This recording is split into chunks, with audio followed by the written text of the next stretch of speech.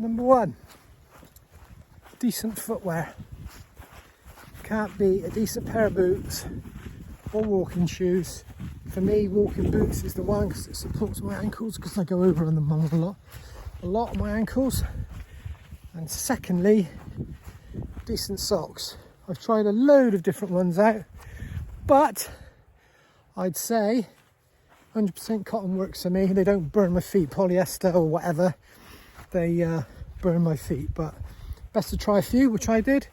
But tip number one, boots or walking foot or decent footwear, walking footwear, and socks. All good. Okay, tip number two. That's French. Hydration, water, fluids of some description. A lot of people take coffees and isotonic drinks and stuff like that, but for me, just simply water. I find the coffee dehydrates me a little bit, but it's totally up to you. Tea, coffee, orange squash, lemon, but for me, it's water. That's tip number two. Tip number three on a wet, foggy, windy, drizzly day on the Brecons. Refueling food. Now, people like taking their own bits and bobs, and it's choice, and you know, whatever, pasties and pies and biscuits. But for me, it's jam sandwiches. I do like a jam sandwich. Pretty good on the sugar, bread, carbs.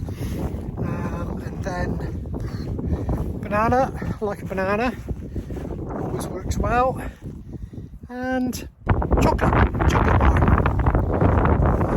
any chocolate, absolutely any chocolate, but I don't eat too much of it, just a little nibbles as you go rather than the whole lot. But also maybe some like sugary sweets, like wine gums and fruit pastels and things like that. Always good to have a couple as you go on every mile, so it's like a treat for every mile you do. But yeah, that was number three, I think. Yeah, that was number three. Refueling is a must.